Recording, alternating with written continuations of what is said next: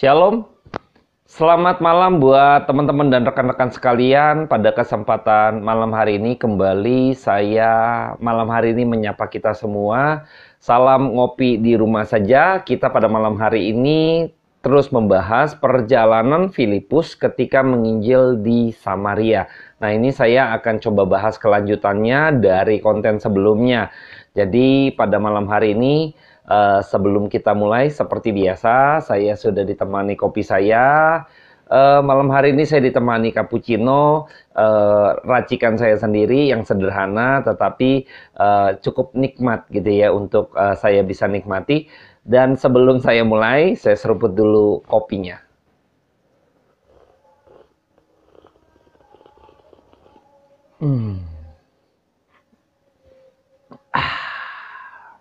Terima kasih buat teman-teman yang sudah join dan kopinya cukup menggoda gitu ya.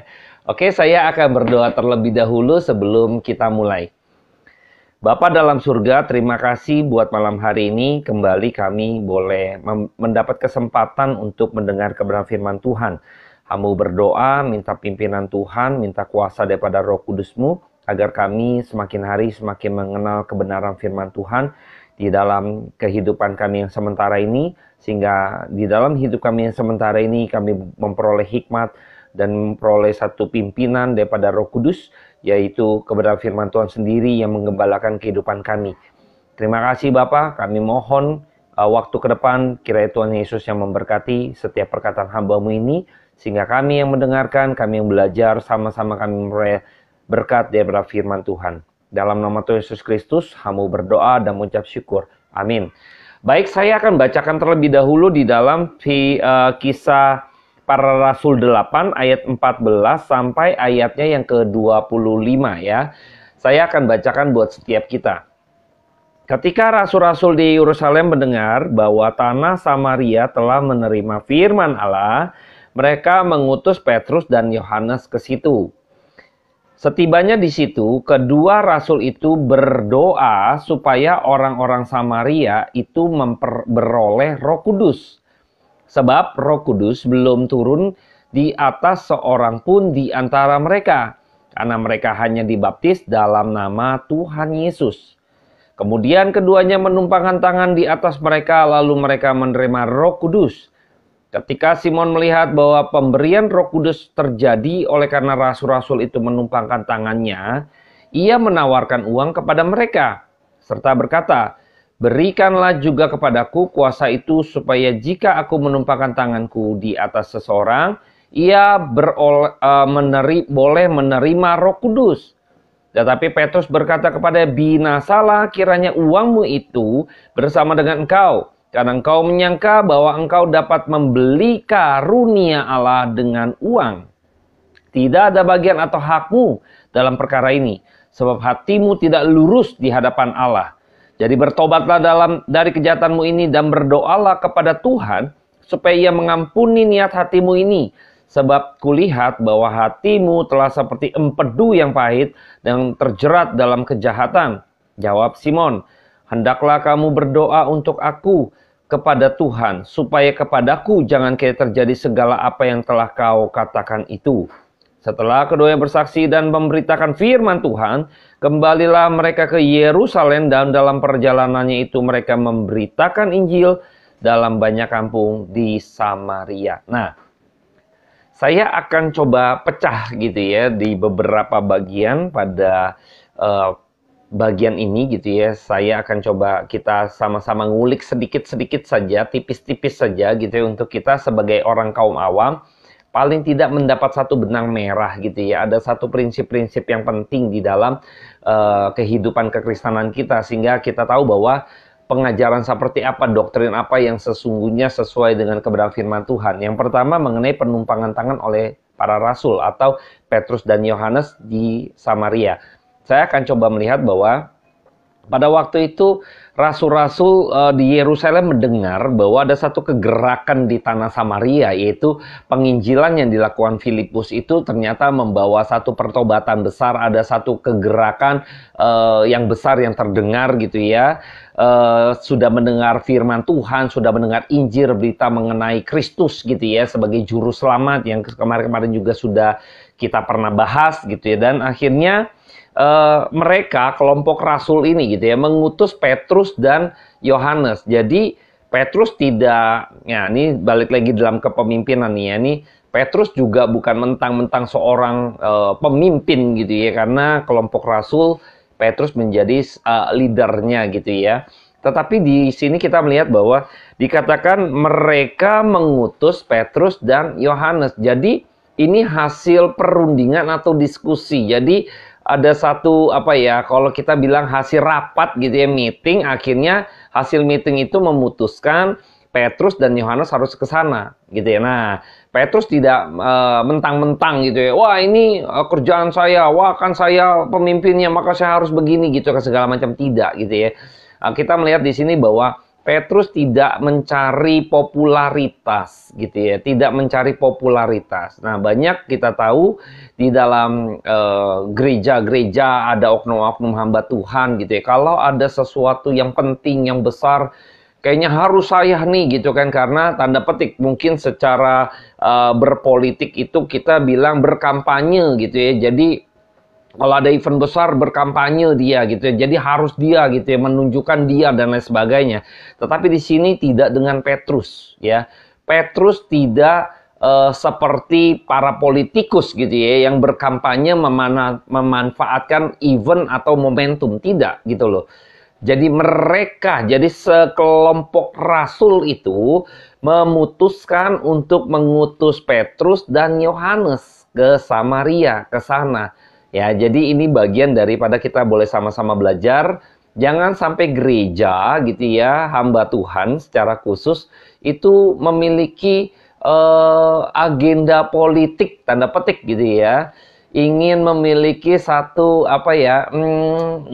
motif-motif yang tidak benar seperti para oknum-oknum politikus di dalam kehidupan bernegara gitu ya. Kita tahu di dalam kehidupan politik gitu ya, itu banyak intrik-intrik. Nah, saya berharap gereja Tuhan itu mesti sehat gitu ya. Jadi harus benar-benar tidak memanfaatkan jabatan kah, tidak memanfaatkan kewenangan yang ada kah gitu kan, karena saya ini adalah senior biasa gitu ya. Jadi seringkali kita temui banyak gereja-gereja gitu kan, organisasi-organisasi ada senioritas gitu loh. Dan ini kalau terjadi ini bahaya ya. Karena apa? Karena kalau ini terjadi gereja akan mandul, gereja akan tidak bisa bertumbuh, gereja akan justru tidak berbuah gitu ya, tidak akan bisa menghasilkan, maka akan stagnan seperti itu. Dan ini adalah contoh gereja yang tidak akan diberkati oleh Tuhan gitu ya. Nah, saya coba melanjutkan kembali.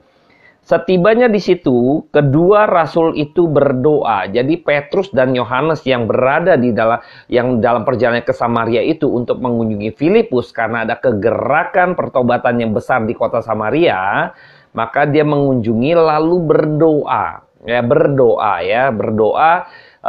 memohon kepada Allah supaya orang-orang Samaria itu beroleh Roh Kudus. Nah, ini seringkali juga pertanyaannya, apakah tidak ada Roh Kudus di Filipus itu gitu ya? Pada waktu Filipus menginjil, apakah tidak ada Roh Kudus gitu ya? Tidak demikian. Kita coba baca dulu. Sebab Roh Kudus belum turun di atas seorang pun di antara mereka, karena mereka hanya dibaptis dalam nama Tuhan Yesus. Apakah dibaptis dalam nama Tuhan Yesus akhirnya tidak sah, atau Filipus waktu nginjil nggak ada Roh Kudus gitu kan, dan lain sebagainya, misalnya seperti itu ya.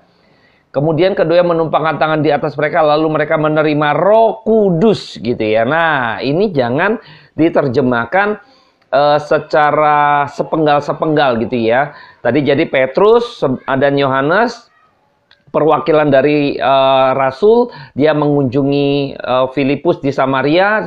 Filipus menginjil orang-orang di Samaria, akhirnya mereka menerima Injil, lalu mereka dibaptis dalam nama Tuhan Yesus.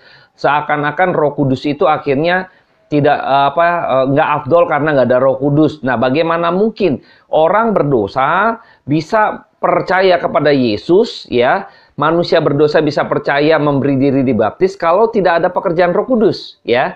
Jadi bukan itu poinnya ya. Jadi yang dimaksud di sini nanti saya akan coba pelan-pelan ya. Jadi bukan berarti Filipus itu tidak disertai Roh Kudus gitu loh. Tidak demikian. Nah, mereka itu harus ditumpangkan tangan sebagai tanda pencurahan Roh Kudus di Yerusalem, Yudea, Samaria sampai ke ujung bumi. Nah, ini semua perwakilan-perwakilan pada waktu Roh Kudus turun di Yerusalem. Pada waktu itu mereka di soto atas, Roh Kudus tercurah. Ini sebagai tanda, ya kan? Di Yerusalem, Yudea, Samaria sampai ke ujung bumi. Nah, di sini di Samaria, maka harus Petrus sebagai pemimpin atau perwakilan daripada rasul. Petrus dan Yohanes, ya, perwakilan daripada rasul. Jadi tanda turunnya Roh Kudus. Jadi bukan berarti Filipus pada waktu menginjil itu Roh Kudus tidak menuntun dia, tidak mungkin. Jadi waktu manusia berdosa kalau bukan Roh Kudus yang membawa mereka percaya kepada Kristus dan memberi diri dibaptis dalam nama Tuhan Yesus, bukan berarti itu tidak ada pekerjaan Roh Kudus. Tidak demikian. Ini sebagai tanda saja pencurahan Roh Kudus. Perwakilan di Samaria dan harus rasul karena iman kekristenan harus dibangun di atas para nabi dan juga para rasul. Kita para nabi dan kita para rasul gitu ya. Nah, ini kita bicara iman kekristenan. Nah, pada waktu Petrus dan Yohanes itu bagian dari perwakilan para rasul, ya, para rasul. Nah, di sini saya juga melihat bahwa ada satu kewenangan, otoritas yang Tuhan berikan, emang harus Petrus dan kelompok rasul, gitu loh. Karena mereka yang memiliki tanda petik gitu ya, kewenangan atau otoritas di dalam kita bilangnya kalau gerejawi punya jabatan gerejawi. Jadi harus pendeta, misalnya gitu ya. Pendeta itu sebagai perwakilan gitu loh, sebagai keabsahan, bukan berarti Filipus tidak disertai Roh Kudus, bukan seperti itu, ya, bukan seperti itu. Jadi hanya perwakilan gitu kan. Jadi disinilah pengukuhan bahwa orang-orang Samaria ini ditumpangkan tangan lagi Roh Kudus turun, itu tanda pencurahan Roh Kudus mewakili Yerusalem, Yudea, Samaria dan sampai ke ujung bumi. Nanti selebihnya tidak ada kalau kita melihat ya dalam perjalanan setelah kisah para rasul gitu ya. Tidak ada lagi hal-hal yang itu terjadi gitu loh. Itu hanya sekali untuk mewakili saja ya. Hanya untuk mewakili. Ingat sekali lagi untuk mewakili saja. Kita nggak lihat lagi tuh nanti di Galatia misalnya dan lain sebagainya, tidak gitu. Nanti diwakili oleh Efesus tuh, kota Efesus yang ke ujung bumi ya. Itu hanya perwakilan-perwakilan saja gitu ya. Jadi kita harus memahami secara utuh gitu ya. Jangan sepenggal seakan-akan Filipus kurang ada Roh Kudus. Atau kalau dibaptis nggak afdol kalau misalnya udah dalam nama Tuhan Yesus kok harus ada Roh Kudus, berarti selama ini nggak ada Roh Kudus. Jangan seperti itu. Karena Allah Tritunggal itu satu kesatuan. Nggak mungkin kan saya percaya Tuhan Yesus lalu saya nggak ada Roh Kudusnya. Loh, gimana saya bisa percaya kalau Roh Kudus nggak pimpin saya? Nggak mungkin itu semua ya.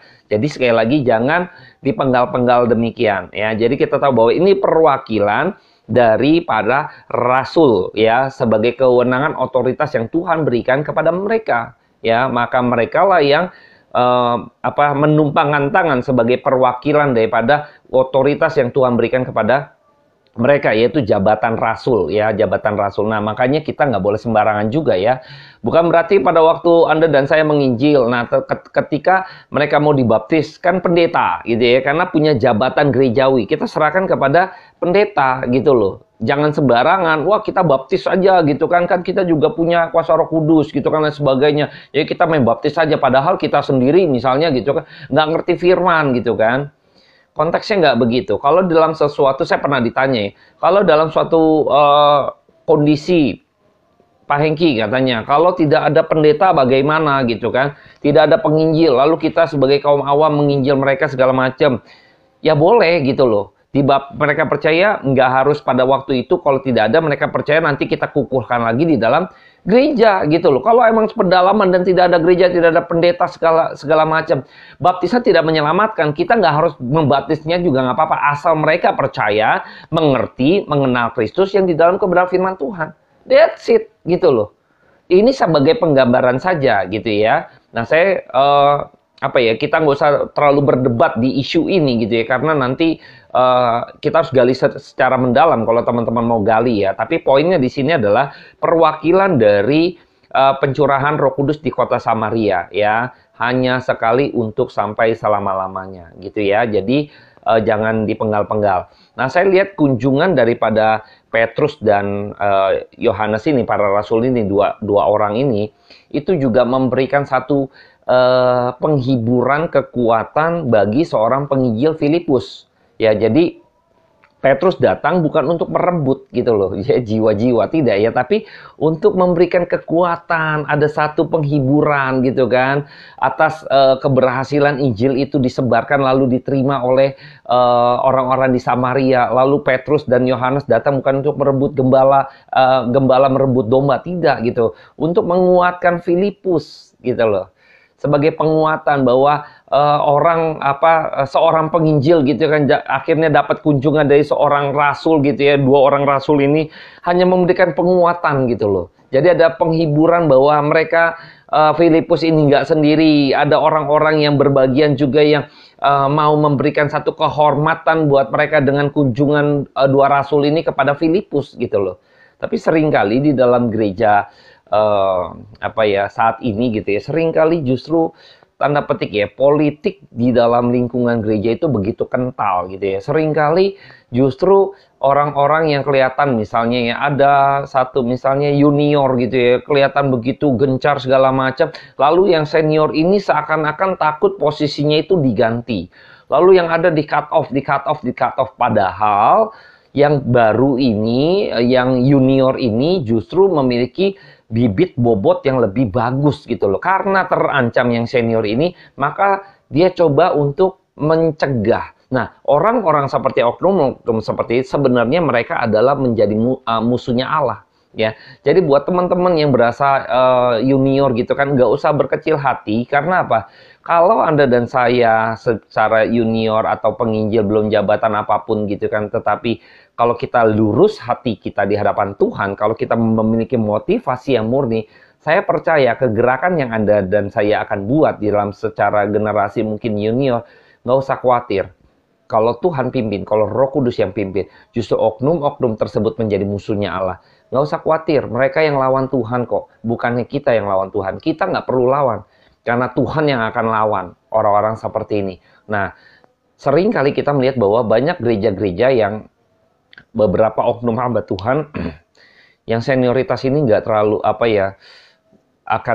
akan tergerus gitu loh. Kalau ada arogansi yang bentuk ini, maka justru ini yang akan dihancurkan oleh Tuhan ya. Tuhan akan hancurkan orang-orang seperti ini. Karena Tuhan tidak suka gitu kan bahwa jemaatnya, dombanya itu dipermainkan. Tuhan tidak suka. Jadi justru yang menjadi pencuri daripada domba Tuhan justru ada di dalam musuhnya ya. Yaitu oknum-oknum hamba Tuhan yang secara posisi dia berasa senioritas dan berpolitik untuk mempertahankan kedudukannya, misalnya seperti itu, yang tidak benar gitu ya. Nah, tentu ini akan menjadi cerita tersendiri antara dia dengan Tuhan gitu ya. Dan saya berharap teman-teman dan lain sebagainya harusnya lihat kepemimpinan Petrus dan Yohanes dan rasul-rasul lain, bagaimana mereka sebenarnya menjadi penguatan ya, penguatan atas pelayanan daripada Filipus. Kalau saya sebagai senior gitu kan mendukung pelayanan daripada junior karena tahu mereka memiliki satu bibit dan bobot yang luar biasa, harusnya didukung gitu ya, harusnya didukung. Nah, Petrus dan Yohanes memberi dukungan kepada Filipus dengan datang ke sana untuk memberikan berdoa dan menumpangkan tangan sehingga ada karunia Roh Kudus, karena itu sebagai keabsahan saja ya pada waktu itu ya. Yang sekarang ini nggak harus rasul gitu loh. Yang pasti harus pendeta atau penginjil, pemberita firman, kaum awam dan sebagainya. Pada waktu mau dibaptis maka pendeta gitu ya. Nggak boleh ngasal juga, nggak harus rasul. Jadi yang punya jabatannya itu bukan jabatannya sekarang, tetapi fungsi dari jabatannya masih berlaku, yaitu apa? Sebagai pengajar, pembimbing, gembala gitu yang menjalankan fungsi itu masih ada gitu ya. Tapi jabatan rasul sudah tidak ada ya. Ini hanya mewakili saja Yerusalem, Yudea, Samaria sampai ke ujung bumi. Hanya perwakilan Roh Kudus turun ya. Sekali untuk selama-lamanya ya. Jadi harus kita pahami dengan baik dan benar ya.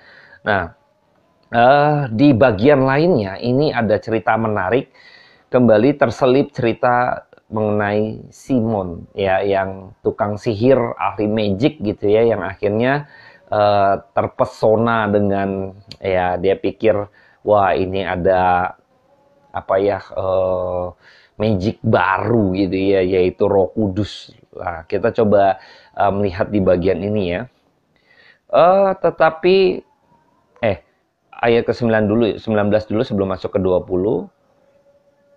Ayat 18 deh. Ketika Simon melihat bahwa pemberian Roh Kudus terjadi oleh karena rasul-rasul itu, yaitu Petrus dan Yohanes, menumpangkan tangannya, ia menawarkan uang kepada mereka. Tawarin duit ya. Serta berkata, berikanlah juga kepadaku kuasa itu supaya jika aku menumpangkan tanganku di atas seseorang, ia memperoleh Roh Kudus. Jadi dia pikir ngasal gitu, Roh Kudus bisa dibeli gitu kan. Kamu kasih kewenangan itu kepada saya, kamu bisa seakan-akan tuh Roh Kudus itu bisa diberikan otoritasnya gitu kan. Berikan itu kuasa, bikin surat kuasa, tanda tangan materai, kira-kira gitu. Saya bayar deh gitu, sehingga saya memiliki, saya bisa pakai Roh Kudus itu. Jadi sehingga pada waktu orang datang saya tumpangkan tangan, maka Roh Kudus itu turun atas mereka. Jadi Simon ini masih melihat sebuah fenomena, karena di balik itu sesungguhnya Simon nggak beres gitu. Dia berani bayar karena ada satu keuntungan. Saya beliin gitu kan, nanti saya menjadi hak paten juga gitu kan. Saya mendapat bagian juga gitu loh. Karena dia nggak mau sampai kehilangan pamornya. Dia mau meningkatkan pamornya kembali. Dia kan tadi sebelumnya followernya banyak gitu kan di kota Samaria, itu nganggap dia itu wah sultan lah gitu kan, istilah sekarang gitu ya. Followernya banyak gitu ya. Sekarang ketika Filipus masuk menginjil, lalu mereka beralih percaya bulat hati dengan pemberitaan Injil. Lalu pamor redup gitu kan, lalu dia mencoba melihat ada satu peluang di situ, ada fenomena Roh Kudus turun, bisa ditumpangkan tangan Roh Kudus turun, lalu dia coba pikir beli. Saya beli, saya investasi saja supaya saya menjaga kredibilitas saya, pamor saya, follower saya, dan kembali shining gitu, kembali terbit sebagai seorang yang populer gitu loh. Dia pikir bisa demikian. Roh Kudus nggak pernah bisa dibeli, Tuhan berikan secara cuma-cuma. Dan ini sekaligus juga menunjukkan tadi penggambaran bahwa enggak sembarangan. Roh Kudus tadi itu keabsahan daripada Allah kepada rasul. Sebagai dari Allah kepada orang yang diutusnya. Ini sebagai tanda. Tanda keabsahan gitu loh. Jadi enggak sembarangan.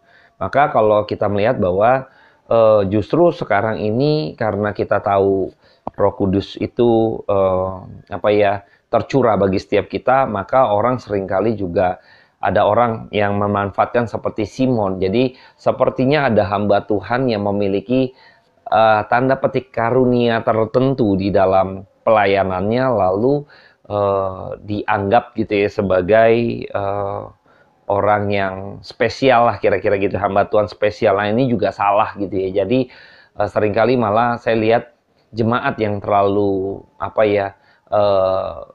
tidak mengerti firman, akhirnya terjebak di dalam kondisi demikian. Jadi mendaulatkan hamba Tuhan tertentu gitu ya, karena memiliki karunia tertentu dalam pelayanan, lalu didaulat gitu loh. Dan akhirnya tersesat. Dan akhirnya juga hamba Tuhan, oknum hamba Tuhan tersebut misalnya yang didaulat sebagai misalnya spesialis mukjizat, spesialis penyembuhan atau apa gitu ya. Jadi itu juga terjebak, oknum hamba Tuhan ini bisa jatuh. Kasihan sekali ya. Jadi hal-hal kayak gini kita hindarilah. Kita mesti lebih cerdas sebagai jemaat Tuhan ya. Di dalam di dalam kehidupan perkembangan kita ini harus makin kritis di dalam mempelajari kebenaran firman Tuhan, mengenal kebenaran firman Tuhan. Karena banyak sekali arus-arus dari pengajaran dunia yang begitu ya, bercampur gitu ya.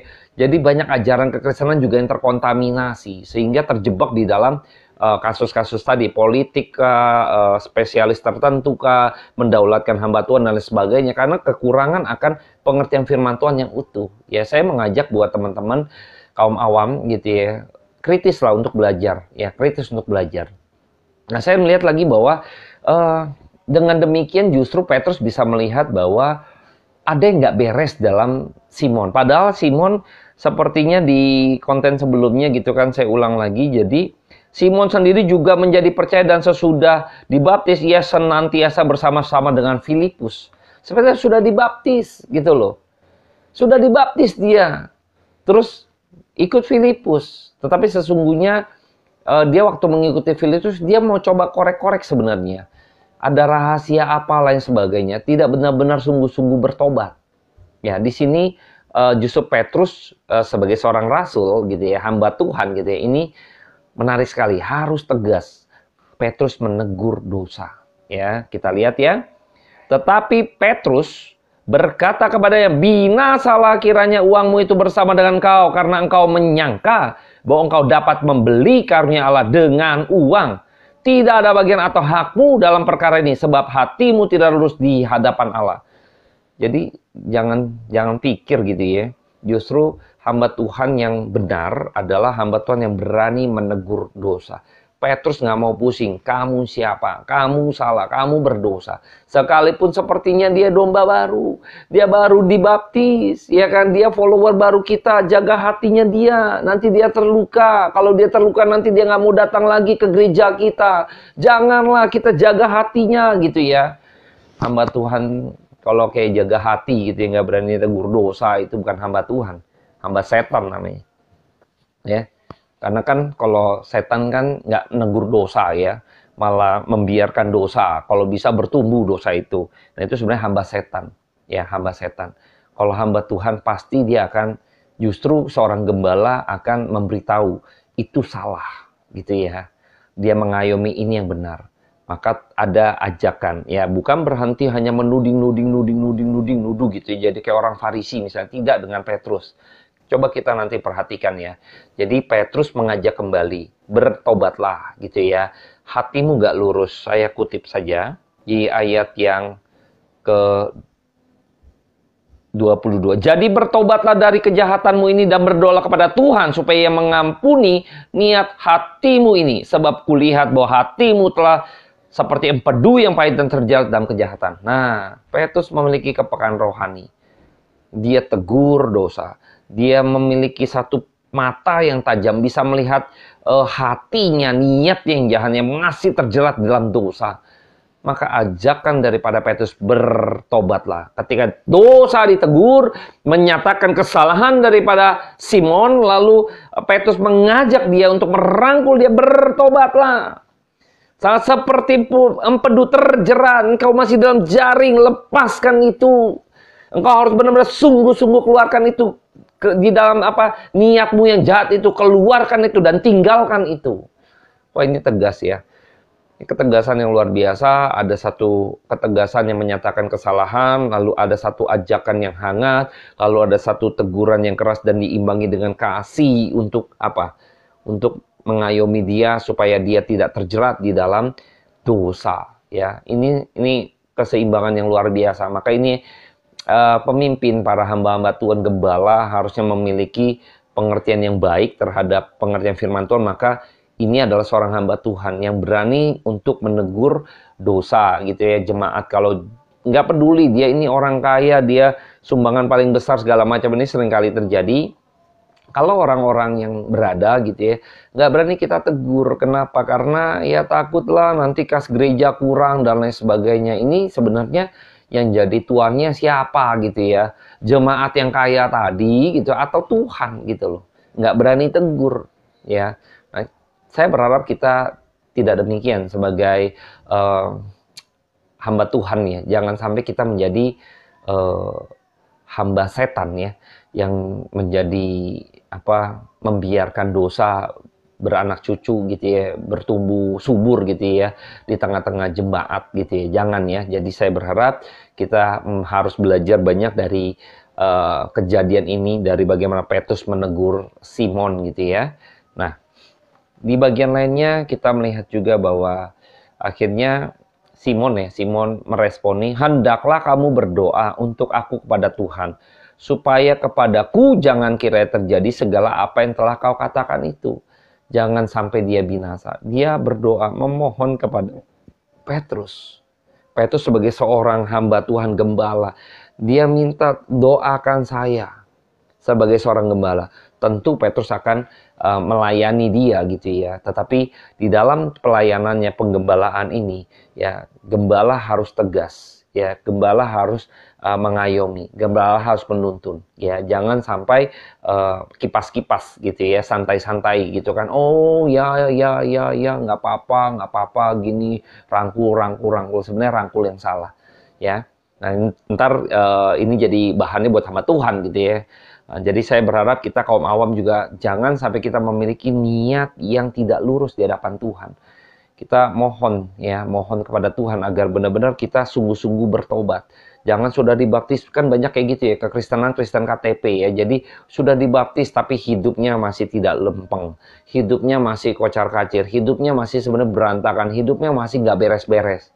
Ya, ini berarti pertobatan yang tidak sungguh-sungguh. Ini pertobatan yang hanya momentum saja, ikut-ikutan saja. Ya, siapa yang mau bertobat? Ya, ikut gitu kan. Lihat Simon, wah gila terjadi fenomena. Saya ikut gitu kan. Filipus hebat. Saya ikut gitu kan. Semuanya seperti itu. Jadi pertobatan yang fenomena itu pertobatan yang palsu ya. Jadi jangan sampai kita menjadi pribadi yang bertobat fenomena ya. Jangan ya. Jangan. Nah, ini saya melihat bahwa Roh Kudus itu sifatnya kekal. Nah, uang yang Simon mau bayarkan gitu kan kepada Petrus ya, dia melihat pikir Roh Kudus ini bukan Roh Kudus ini material gitu ya, materi gitu ya, sesuatu yang bersifat materi gitu ya, yang jasmani lahiriah yang sementara, tidak gitu loh. Jadi yang materi ini yang sementara ini nggak bisa gitu ya, sampai kapanpun tidak akan pernah bisa membeli sesuatu yang bersifat kekal. Ya, karena Roh Kudus dicurahkan ini bersifat cuma-cuma anugerah, karena tidak ada yang bisa membayar gitu loh. Anugerah daripada Tuhan tidak ada gitu loh. Tidak ada yang bisa sebanding dengan kuasa kasih karunia daripada Allah, kemurahan daripada Roh Kudus kepada setiap manusia berdosa. Tidak ada yang bisa. Tidak ada yang bisa membandingkan hal itu. Bagaimana mungkin hal yang bersifat kekal tadi dibandingkan dengan yang bersifat materi tadi, yang sementara? Tidak akan pernah mungkin. Tidak akan pernah mungkin. Jadi pengertian Simon ini masih jauh sekali gitu ya dari apa yang kelihatannya dia bertobat gitu ya. Masih jauh sekali ya. Maka Petrus memiliki ketajaman, kepekaan untuk melihat hati daripada si Simon ini yang seorang penyihir gitu ya. Jadi saya melihat bahwa kepekaan harus dimiliki oleh seorang pemimpin gembala. Kalau dia sering berdoa, dia bergaul dengan Allah, saya yakin dia akan memiliki kepekaan yang tajam, yang mampu melihat domba-dombanya yang nggak beres gitu ya, masih belum beres, pertobatannya masih belum beres. Dia akan mampu melihat dan dia akan menegur, dia akan mengayomi, dia akan membawa ya untuk dibimbing kembali ya, seperti itu. Nah, di bagian akhirnya kita melihat bahwa setelah keduanya bersaksi dan memberitakan firman Tuhan, jadi dia datang ke sana juga berbicara, mengajar kepada rekan-rekannya Filipus dan juga orang-orang di Samaria gitu ya. Kembali mereka ke Yerusalem dan dalam perjalanannya itu mereka memberitakan Injil dalam banyak kampung di Samaria. Jadi ketika pulang dari kota Samaria, banyak kampung-kampung dia mampir-mampirin. Ya, mampir-mampirin. Untuk apa? Memberitakan Injil. Lihat ya, bagaimana ketika perjalanan pulang, jangan sampai dia sia-sia. Waktu perjalanan pulang dimanfaatkan oleh para rasul, yaitu Petrus dan Yohanes, untuk memberitakan Injil. Terus memberitakan Injil karena memanfaatkan waktu ya untuk terus yang ada di sana terus diberitakan di kampung-kampung. Nah, ini kita harus juga arif bijaksana di dalam pelayanan kita. Banyak sekali kesempatan yang diberikan pada Tuhan. Manfaatkan kesempatan-kesempatan yang Tuhan berikan untuk melayani Tuhan. Jangan sampai kesempatan itu gitu ya tidak dimanfaatkan. Bayangkan Petrus dan Yohanes mau pulang pun mikirkan pekerjaan Tuhan.